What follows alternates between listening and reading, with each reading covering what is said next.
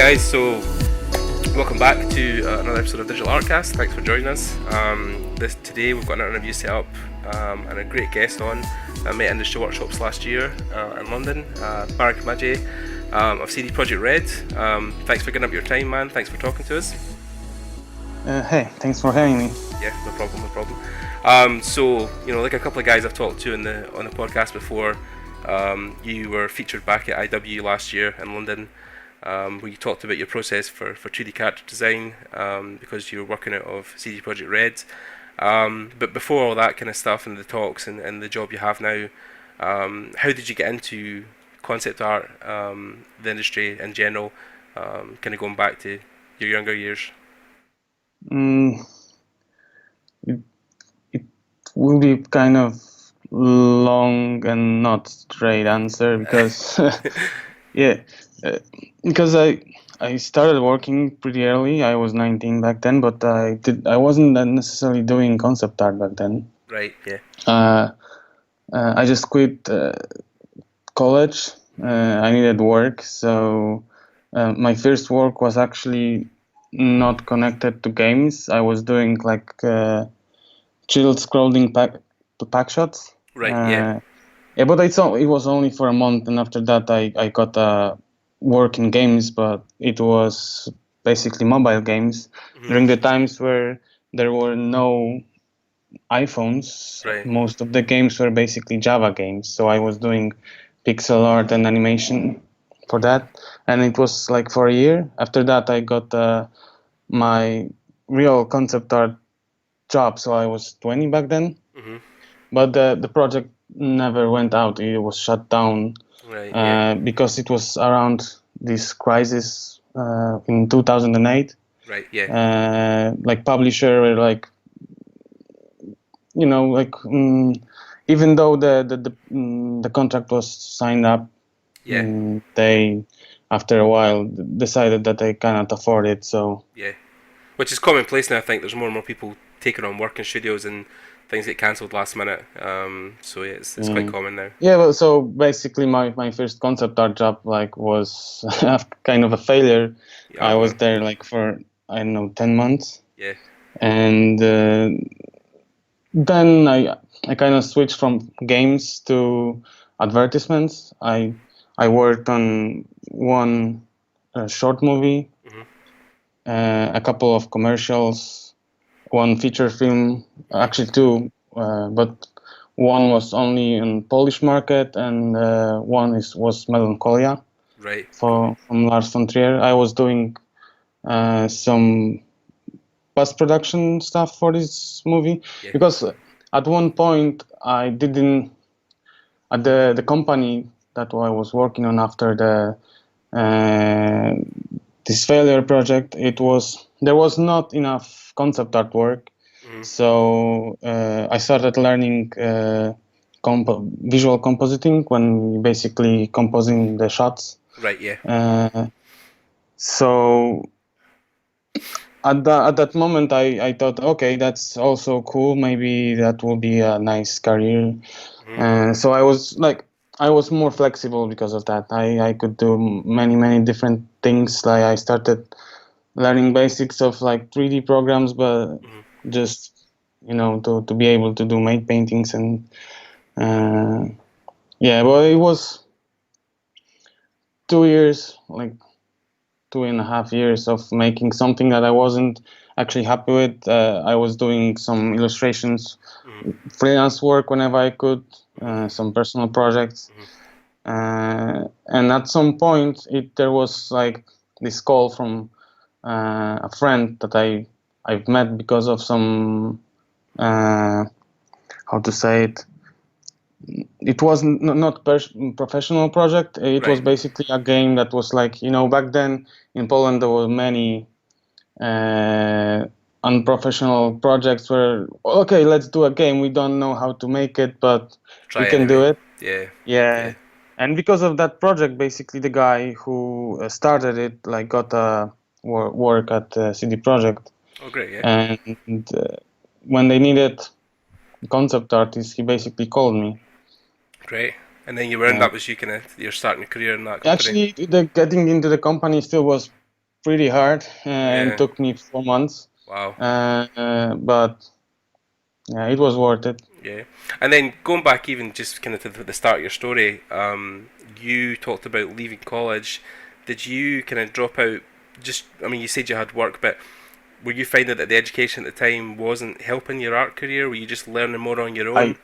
Basically I wasn't studying anything connected to art. Right. I just went to some technical school, mainly because my high school was the class I was in was basically about math and physics.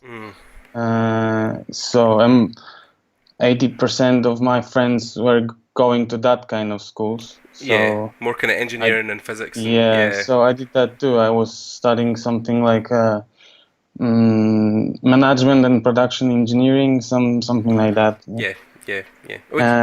Which is a Yeah, similar but story. Oh no, sorry. I was going to say, which is a similar story to a lot of people I speak to. It's always, especially in this side of Europe, I think a lot of guys are pushed into careers that their parents think is more suitable. You know, that would be a steady job, because art is still difficult for people to grasp how you make money yeah, in it. but there's also this thing that, in my opinion, right now, like those art schools, like they're mainly focusing about like fine art, Yeah, and they are teaching a lot of stuff that it's not useful right now. yeah. Oh no, Like definitely. lithography, and so you spend many years not actually learning how to do any job, just Yeah, something that might be a hobby right now. Or yeah, definitely. I mean, like, because obviously in Europe we don't have places like Art Centre or colleges of design yeah, that are like in Pasadena that are big things across there. So yeah, it's changing slowly. Like when I was starting, there wasn't not there were no schools that even like was thinking about games. Right yeah, now we yeah, have a bunch of schools that actually teaching game design in general, yeah, or starting like at least concept art classes or 3D classes. yeah, yeah. So Yeah, no, it's good. It was good to see. I mean, I was even talking to that with Tim just recently, where he was saying about how even 5 years ago there was nothing online about concepting or 3D. ArtStation was non-existent even back then, so it's come a long it, way. it I wouldn't say that there was nothing, but it was definitely Or not the a same lot amount less, as yeah, right than there's just now. now. Yeah, Yeah, right now there is a lot of tutorials, video lessons. yep.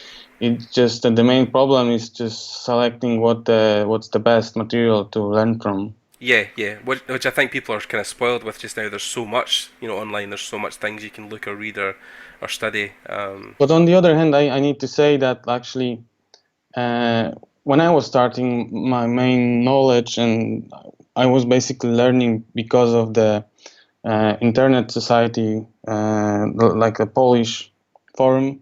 Right. Yeah. There was like a lot of guys that wanted to work in this industry, and a couple of guys that already worked. So posting any image there, like you could get a lot from it. And Yeah. when Facebook become more popular, it changed it completely. Right now, it's just about like it's hard. It's easier to approach people and get some feedback from them directly, but on the other hand, it's harder to get this feedback, because if you post something on Facebook, you will just get likes and maybe Yeah.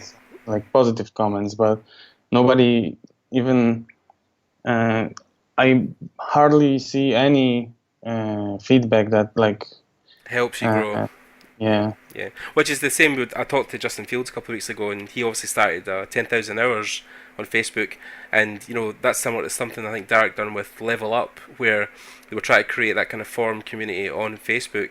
But with Justin's stuff, I've noticed that there is slightly a more professional edge. There's more people in it that are working in the industry, whereas Level Up now I think is getting more saturated with hobbyists. So there's less, Mhm. less professional. So again, that feedback you're trying to get is, people will say, "Oh, it's a great image," but they'll know and give them constructive.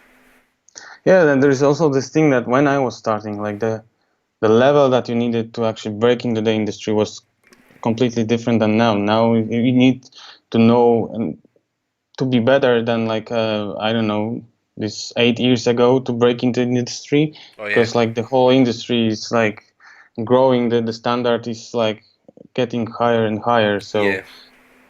I mean, even we were just talking about that with Tim, how like 3D is such a big thing now for concept, and especially even in 2D. Like, there's more and more people using 3D programs to build stuff before they paint over it, which is great. I mean, it's great that the industry's expanding to these other tools, but again, it's just more and more stuff you have to learn to make your portfolio stand out. yeah, but there is this thing that like 3D is very helpful and may speed up your process, but if you don't know the fundamentals, it might not help you at all. Yeah, You will definitely. just like you will you might focus on wrong things because uh, you will be so high about like the 3D programs and getting like easy results. Yeah, Because it's easy to go for easier way, yeah, yeah. I would say, and Which is the same, I think, even when people approach stuff like map painting now. I think a lot of people think that with photography or with photos, you can cheat a lot of the time. Like, you wouldn't have to know much about painting to get something that would look quite good. But with map painting, obviously, you still have to apply basic composition rules, color theory, and lighting, which is all foundation stuff you learn as a painter. So yeah, it's yeah, yeah. like you might use photos, but if you don't know how light works, you will not compose them correctly. Yeah, yeah. And if you're not setting your levels between the images, then the whole thing will look, just jarring. It's so oversaturated. But yeah, so, and then obviously going back to when you got the industry, I mean, when you started working at CD Projekt Red, was that, I'm trying to think years ago, would have been when the start of the production of Witcher 3? Or was that 2? Yeah, it was basically when I was started. We already worked on Witcher 3, Right. but it was just before Witcher 2 was published on Xbox 360. Right, okay, so then it was just a So transition. I was basically working almost from the beginning of The Witcher 3. Right, grand. And then I take it, were you brought in as character 2D kind of straight away?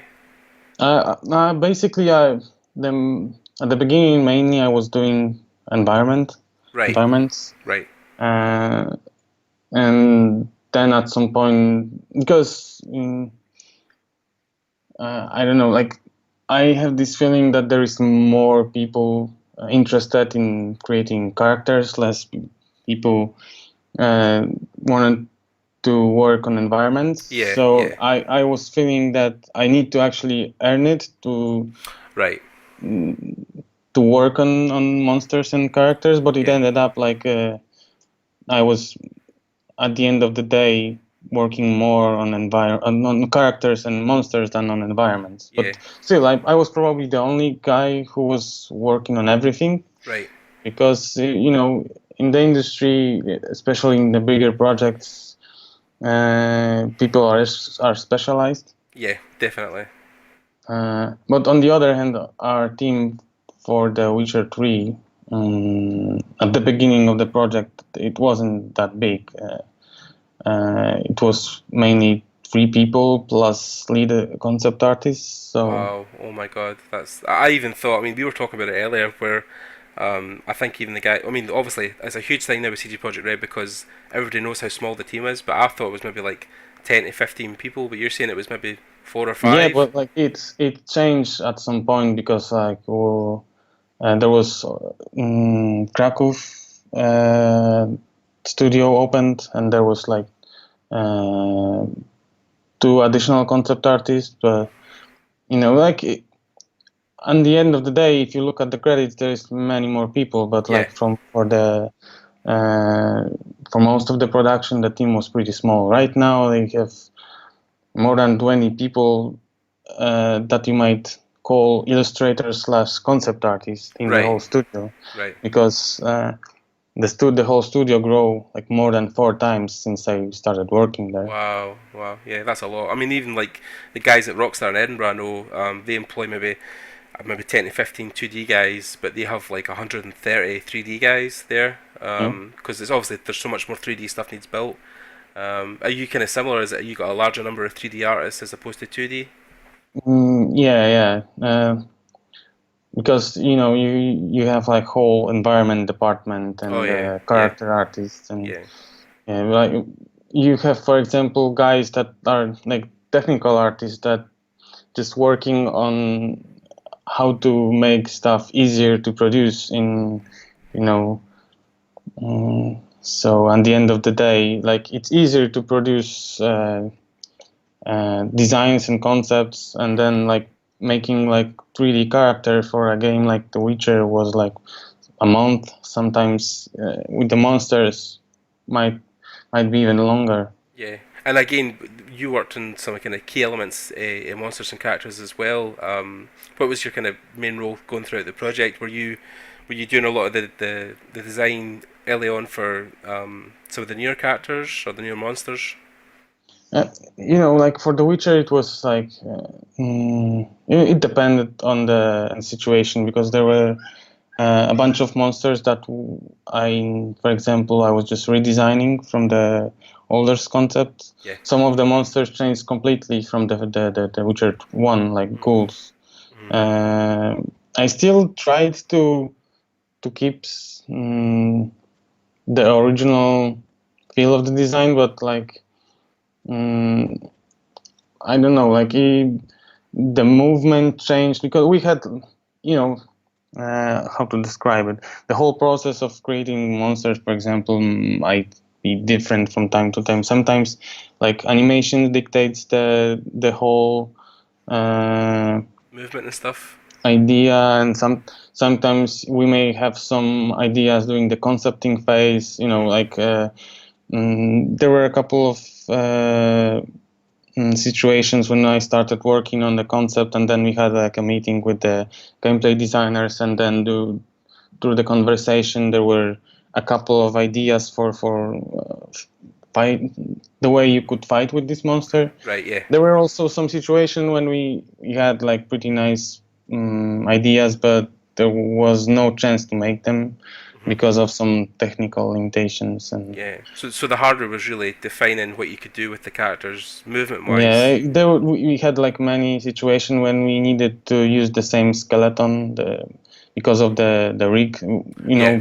Preparing animation for every single monster and making them unique would be like very time consuming. So Yeah. we have a bunch of monsters that like basically using the same skeleton. And in many cases, probably those monsters look very similar, but you have also those situations when you have like monsters like Ghoul and Wildheart minions that actually, in my opinion, it was like pretty successful in terms of making them looking quite different from each other. Yeah. I mean, because like people obviously, I mean, there's some artists who I know have never really, they know of The Witcher, but they've never played it. But even to play it as a gamer, I mean, the game is so huge. I mean, there's so much stuff content wise within that world. I mean, 3 was a real, I think, step up between 2, because obviously, I mean, 2 was a big game as well, but 3 was just, it was massive. I mean, did you know, guys, going in like at the start, that you were going to be making for next gen, like PS4 and Xbox One? And I I really don't remember, but I guess it was the case. Like because at exclusively some in the point, past you were making for PC, kind of exclusively to start with, weren't you? yeah, I I don't remember correctly, so I don't want to like um, saying something Yeah, that was true. But I guess it was like from the very beginning we knew that we work on the next gen, but like nobody knew the specifications of the right, yeah. consoles at the beginning. So yeah. So you were building more exclusively for PC kind of specs or typical PC specs at the time. Yeah, but at the end of the day, you also need to make this game work on those things. So Yeah, you try to kind of anticipate the engine and build it around that, or what you think it's going I to be. guess like it's most of the games. It's like at the beginning you work on the best quality, and then you optimizing stuff, and some of the things might look um, a bit different sometimes. Yeah, yeah. And again, with the characters and environments you were building, um, where did you? I mean, because obviously I was there at your talk, so I learned a lot about how you built your characters. But for the guys on the podcast, your process for building monsters and characters, that you draw a lot from real life, don't you, or from nature? Um, it depends. Like for example, with the with Fiend, which was like one of the main recognizable monsters from The Witcher. It was like I got this task and I wanted to make something unique, but also our game director, I guess, he came up with this Slavic mythology, or like it was a book illustrated by Paweł Zich, a Polish artist, and there was Fiend in this book, and he liked the way the monster looked like, but it's the whole book is kind of cartoony, Right. So I was basically working with this idea but trying to make it look realistic. So I was looking at the real animals, and there was this whole thought process, like, because like Fiend was basically a devil from the woods, Right. Yeah. so how this creature came, what in, because I was trying to visualize the situation where somebody is going to the woods and see something in the bushes that looks like a demon or something. Yeah. And what's really connected to what's pretty similar, like what kind of animals it could be, and like it could be like European bisons that we still have in Europe, like in Europe, basically in Poland. Most of them are in Poland. Some of them are, I guess, in Belarus. I don't remember, but so I was looking at that kind of animals, and I wanted to add something else. So I was also looking at antelopes and some deers, because I wanted to add some horns. So, but also, like, in some cases, in terms of mood, we were looking at a Russian illustrator, Bilibin. All right, cool. So yeah. And then again with the environment stuff, were you basing that around trying to like extrapolate stuff from the books, or did you have an idea already going back from the first couple of games what you wanted your environments to look like? Yeah, the thing is, like, in the books, sometimes you have like some description, and sometimes it's just like one sentence. Yeah. So books, they weren't always super helpful in terms of visuals. In some of the monsters there were in the first and the second game, so we were just like refreshing the design. Sometimes we couldn't actually use the same design because of also some technical limitations, so we were just taking it and adapting to the things that we had. Again, because even in the new Witcher, there's the main city that Geralt walks in and out a lot of the time. I forget the name totally, but there was a huge element of a kind of hub city that was the big focus of The Witcher 3. Was that a big task to undertake to build that, to design that? Once again, because I didn't get the question, sorry. Oh no, it's fine. I was saying within The Witcher 3, especially a lot of the early E3 demos, there was a huge city that Geralt would walk into a lot of the times. Your kind of main hub city in The Witcher that you designed. I'm trying to remember the name of the actual city itself, but I was just going to say, was it harder to design that as opposed to the more rural stuff, the more forest-based stuff, or? Yeah, but you are talking about the environment, like the land that the environment. So basically, you have like a no man's land, which is like a swampy kind of area, and Skellige that is like inspired more on the Nordic mythology and environment. So I wouldn't say that like there was anything like harder than the rest of it. And I mean, because I think that was it, Novigrad. So Novigrad. Novigrad. So the biggest city in there. Yeah. Because obviously a lot of the times within The Witcher, I mean, there's been times he's came in and out of towns and stuff, but Novigrad was a big undertaking because it was such an expansive place, so thriving with kind of life. Was that one of your bigger challenges in the game? Was kind of getting that to work?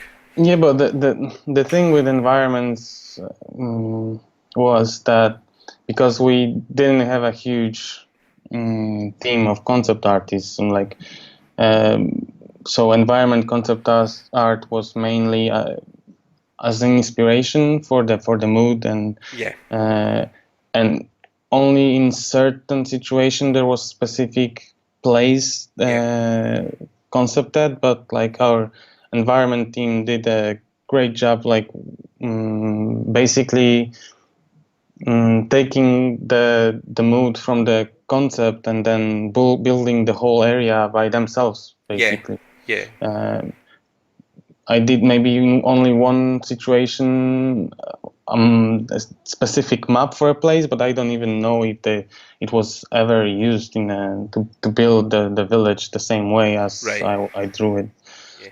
And then even going forward into where you're working at CG Projekt right now, because it's such a big office, but a lot of people obviously that listen to the podcast want to know what a concept artist would maybe do day to day, or your kind of 9 to 5 during your working week.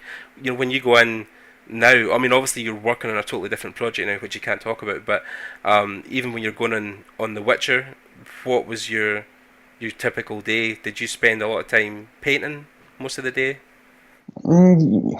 Yeah, like at the beginning was like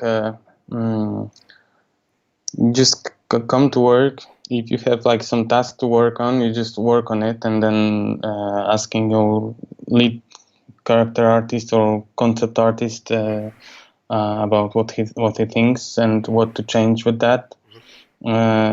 So the task might take it depends also. Like some monsters took like 2 weeks to create a concept, but then as concept artist you also help 3D artists to get the mood of the monster, because also working on monsters was a bit different than working on characters. When you have a character, character artists already have the proportions, so he just work on the visuals. And with monsters, when you do like 2D illustration, you can always, in many cases, you can fake the form language. So like basically draw something that's works on the two-dimensional space and is faking the three-dimensional space and would not work in 3D. So yeah, but like basically every week we have like snapshots, even now, like where the team is gathering and we talk about what we did last week and what we can improve. People are giving comments, what they like, what they don't like. And on daily basis you spend this 8 hours. It's hard to be super focused for 8 hours. So during the day you also have lunch. So sometimes there are moments when you also spend some time on meetings, talking about certain things. It depends also what we are working on, because there are sometimes harder tasks. If you, for example, work on some monster that will be a boss fight, and then everybody wants to make it as good as possible. So sometimes, the gameplay is influencing the visuals of the monster, so you need to include that in your design. And it's sometimes, when you start working on some task, the description might be really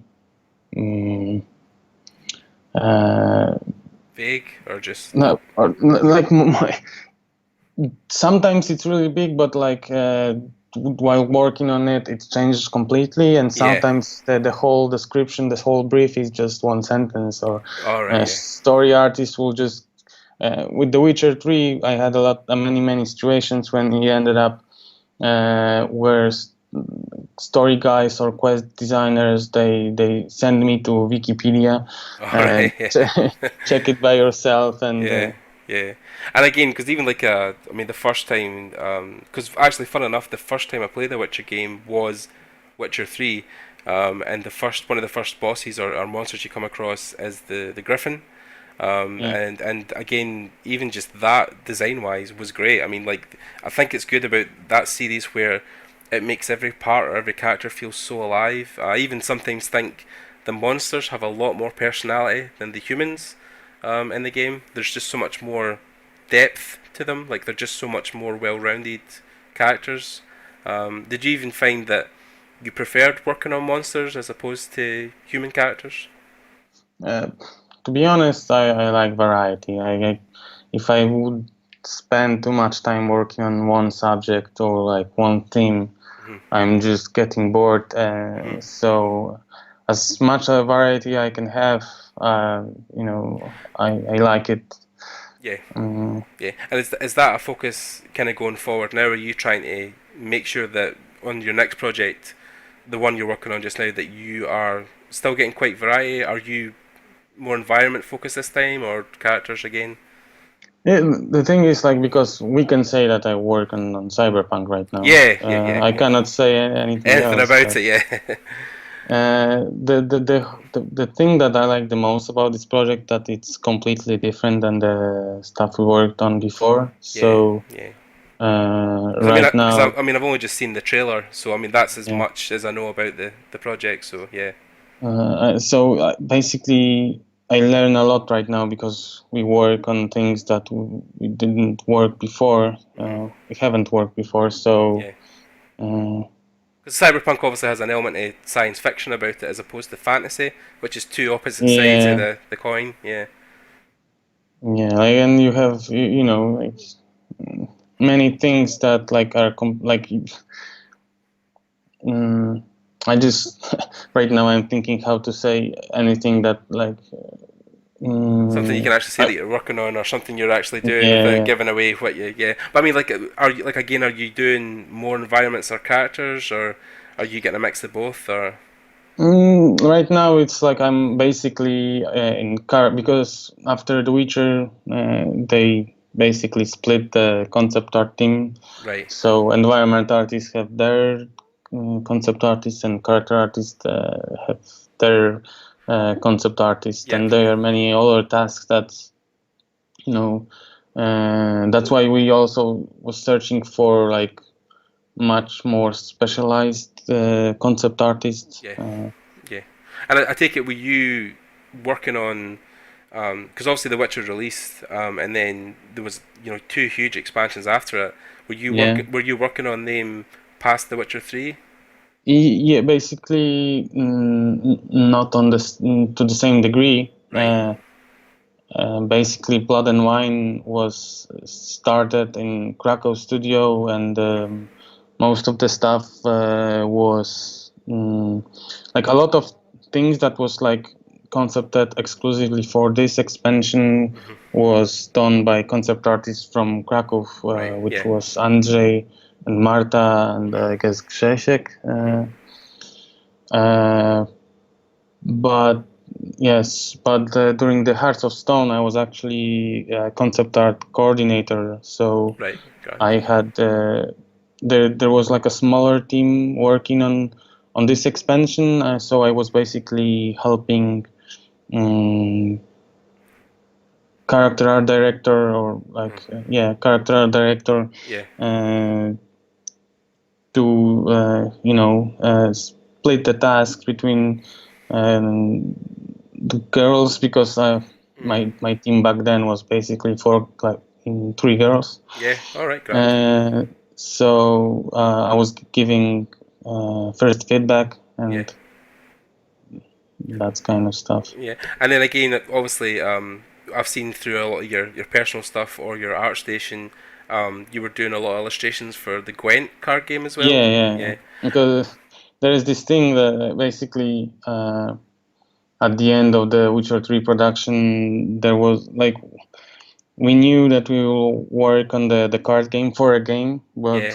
we needed a lot of illustrations, and that was like kind of a big challenge because uh, for the most like biggest like most of the time I was the only one working on it, so I Wow. was Yeah. because like imagine the situation producer are just like okay we will don't need any illustrations. We will just take some concept art and art that we already have, Yeah. and just put it into a game. And most of the time it doesn't work like that. Yeah. So Yeah. Which is interesting because obviously, working on a card game, there can be hundreds of cards. I mean, I know a couple of the guys I know who work on the Hearthstone team from Blizzard, and it's the same with them. I mean, they tend to sometimes freelance a lot of the stuff, so a lot of the guys they get external to do cards. Like I think you've done the same with Gwent. I know Dark at times was posting stuff that he'd done for Gwent, but then they freelance it. So were you finding with Gwent there was more people freelancing than in studio, or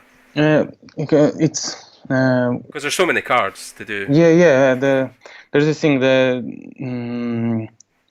for them, because at some point the studio decided to make the standalone game, and at the time, we already have had a couple of illustrations that we wanted to use. Basically, I did a bunch of illustrations that I had much more time to work on, and they were for the DLC. There were like 10 cards that was changing the visuals of the card from the main game, and those cards were basically chosen as something that's like showing the direction of the cards that we should approach with the standalone game. And from this moment, we knew that we will need a lot of work. So a bunch of people like jumped on it in the studio. Basically, there is a separate part of the studio that working like exclusively on Gwent. Right now, I guess there is like 8 people doing illustrations, but it took time to hire those people. So we also sent a lot of stuff to outsource. Hiring freelancers, and like even Adrian Smith did a couple of cards for us. So and again, were you advertising that publicly, or was it more just like you as 2D artists knew people you could probably fish it out to, so you spoke to them directly, or how did you advertise that? But you mean in what situation? Advertising the game, or like in terms of artists? Oh no, for Gwent, like if you were looking for people to do illustrations for cards, were you? Basically, it was working like that. We were, everybody knew some names that would like to see in the projects, and we were basically contacting those people and asking them if they have time, and if the rates are okay, and Yeah, definitely. And then again, now that the kind of Gwent's kind of getting to the end of its life cycle now, where it's going to probably be released soon, is that is your main focus just cyberpunk now? Is that the whole kind of enveloping theme of the studio, or are you just working, getting that game kind of started?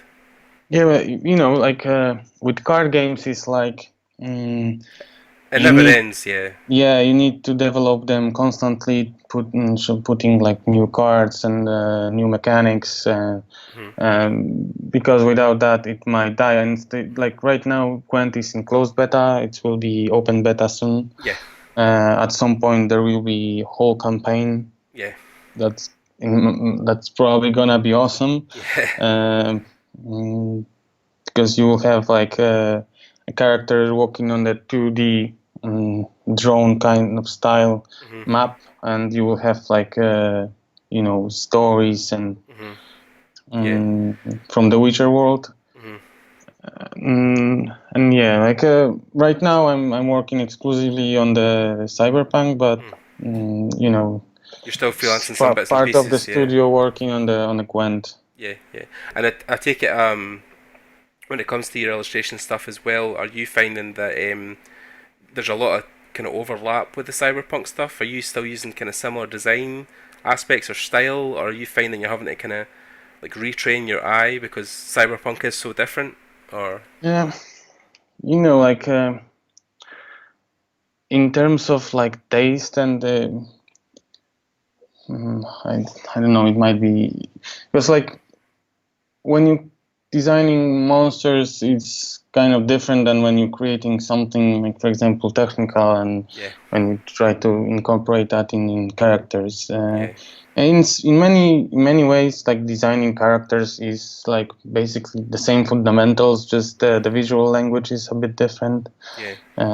Because it's more kind of technology based, whereas Witcher was more in nature. So it's a bit different style wise. Yeah, like you know, the whole style of the game is like developing, and Yeah.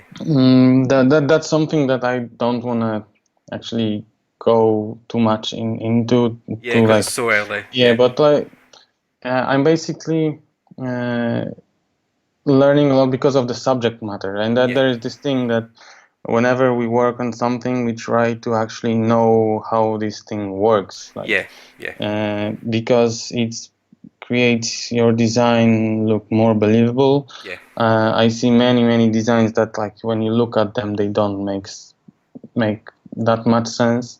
No real kind of function Uh, in the world. Yeah. yeah, and I see people actually being inspired by art, Mm. and like not noticing certain things, and like, because like when you are taking your inspiration from other art, you just you can lose something in translation, because you when if you would look at the reference or look deeper into the subject matter, you might realize something different than the other artist did looking at the same stuff. That's why 10 different people will do 10 different things from the same sets of references. Yeah, and I think it's trying to incorporate things that I think for real life sometimes that can make things feel believable. I mean, I know going back years, looking at when Jim Lee redesigned the New 52 costumes for Superman and Batman, he actually took a lot of inspiration from insects and insect Yeah. style armor patterns, which incorporated into their stuff. So that's what I think makes things feel more grounded, and people can believe it better when there's a lot of nature based in it, or things that come from nature.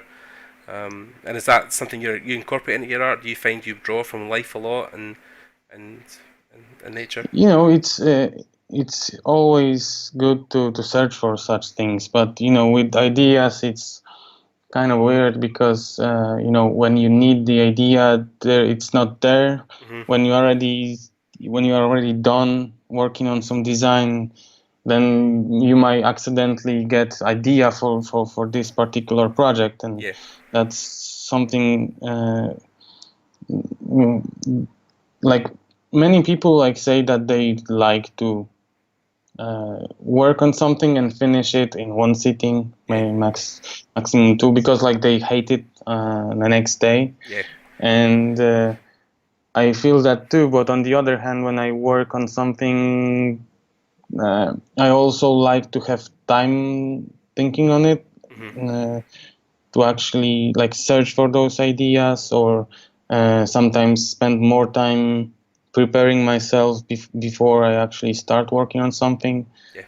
Uh, Yeah. Which is good, obviously, because I think there's more people I've found similar to you where they will go and start something and then maybe come back to it a few days later because they want to try and have a fresh eye on it, because yeah, you can get burnt out working on the same thing all the time. So there is also this thing that actually when you work on something and you get yourself into this super focus mode, which is right now it's like called flow, yeah. like, because there is whole like a couple of years ago there was no such definition as like everybody knew what it is, Yeah. but nobody was actually exploring it, and Yeah. right now actually people know a bit how the brain works during the this moment, and Mm-hmm. that's why, like, because parts of your brain that it's like more to, that is actually judging everything that you do, is actually not working on the same level, and your creative part of brain is starting working more. Mm-hmm. And that's why this day, well, like, if you work on something, you might like it, but the next day when your brain start working the same as usual, Mm-hmm. you don't like this stuff, because your judgmental part of brain is It's different. you, yeah. Yeah, yeah. And is that again like something moving forward? You would say for younger artists is to try and like do as well as to try and spend more time researching and thinking more about their art.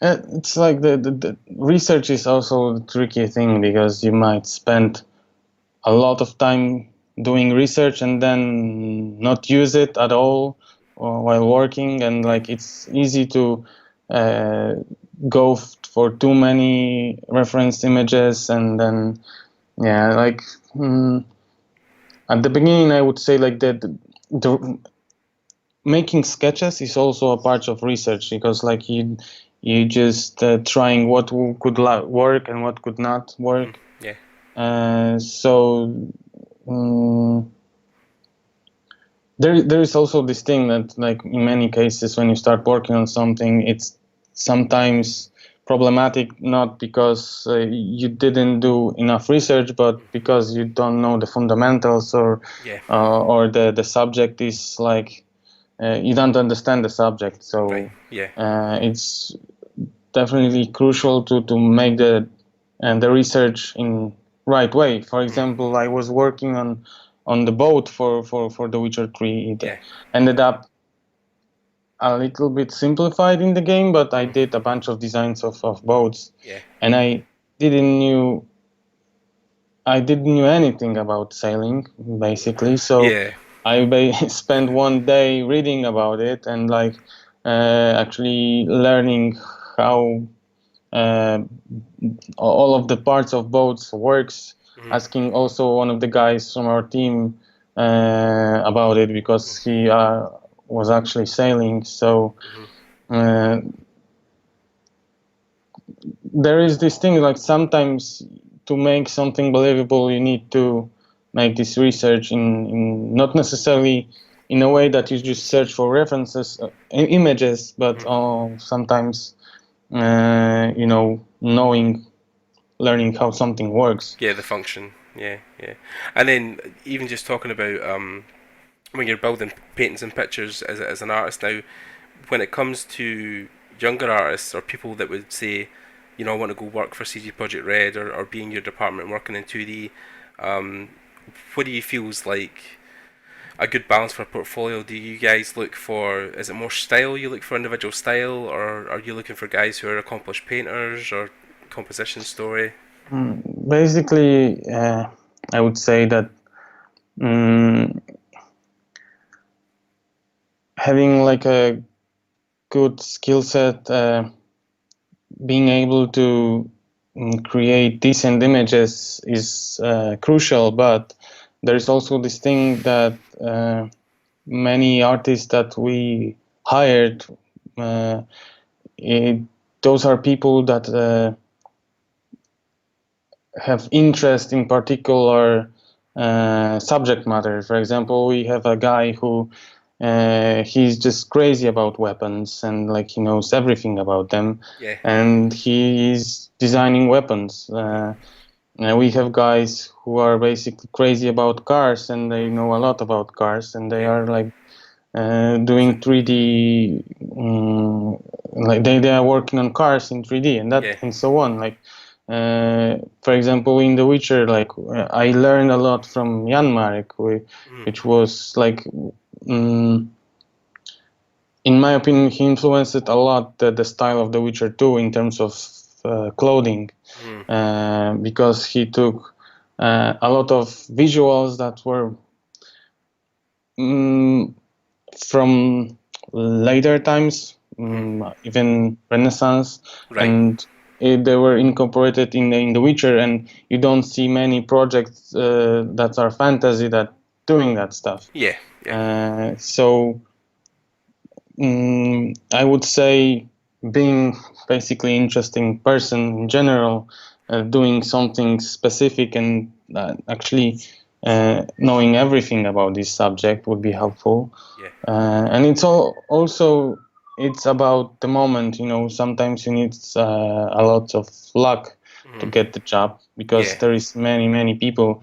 I remember when we posted information about internships, there was like 2 days to send your email, and there was like 500 people Yeah. wanted to Intern. do to be an intern, Yeah. and from those 500 people, only two of the people get the opportunity to do that. Yeah. So Yeah. So, and I know how rare that is because obviously, you know yourself because you're on my Facebook, but I really just recently got an apprenticeship, well not apprenticeship, but an intern position at Axis Animation in yeah, Glasgow, which was I think there was over 200 people applied for it, and there was me and another person from my university got it, and yeah, it's a huge like I mean like because obviously it's it's a thing I think that I feel or have seen the last couple of years where more and more people through art books, through concept stuff, it's online and in most places now in Google Images that I'm trying to think how to say this.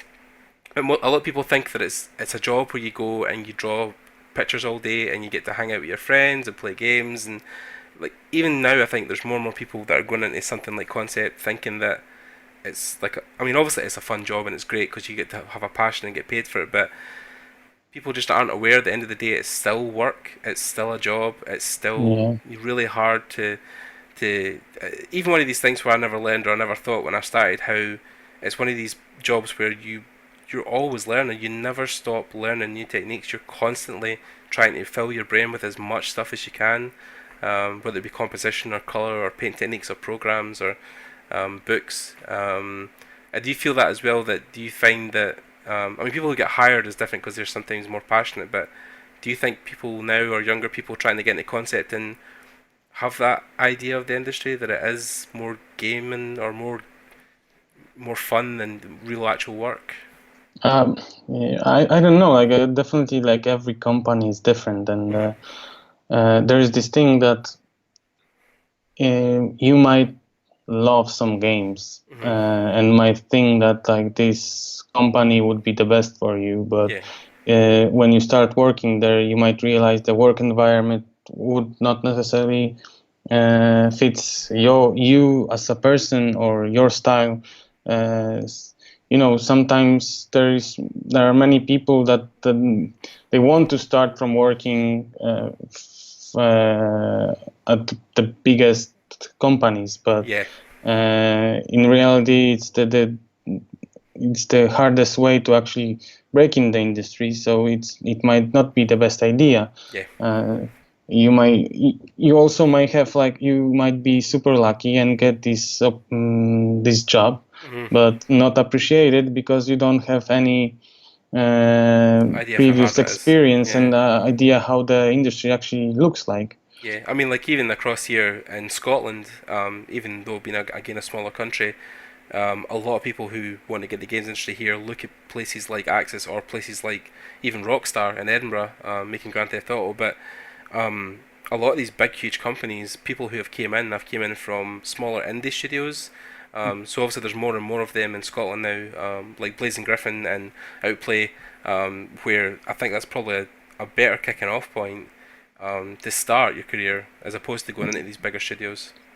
Yeah, even the CD Projekt, like when I was starting working there, like it was definitely less known studio as now, like after The Witcher, and because of that, like these 5 years ago, it was easier to get into the studio Yeah, because there was less people that actually wanted the job. yeah, But going back to your question about reality and the real life of concept artists, like mm, the the the biggest struggle and the hardest part is I guess having ideas all the time, and sometimes you work on something for a month and you just basically it's hard to and you cannot nail the design. It's like nothing is working. Sometimes you work on something for uh, I don't know, like 3 months, and it ends up in a trash at the end of the yeah, day because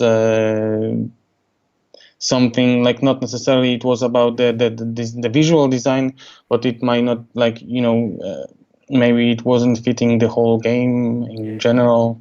So um, which I think is an important thing as well, because I think you should be able to walk away from a painting when it isn't working. Like, Yeah. don't labour the point that you have to finish something. I mean, it's great to finish a painting sometimes to make that point where you can finish something if you're constantly not finishing paintings. But I think a lot of people have to realise, even younger artists I've noticed, where you don't have to stick with a painting till death. Like, you don't have to be constantly making it sure that it's finished, it's 100% complete. If you feel it's not working, then just delete it. Don't bother saving it. Just get rid of it.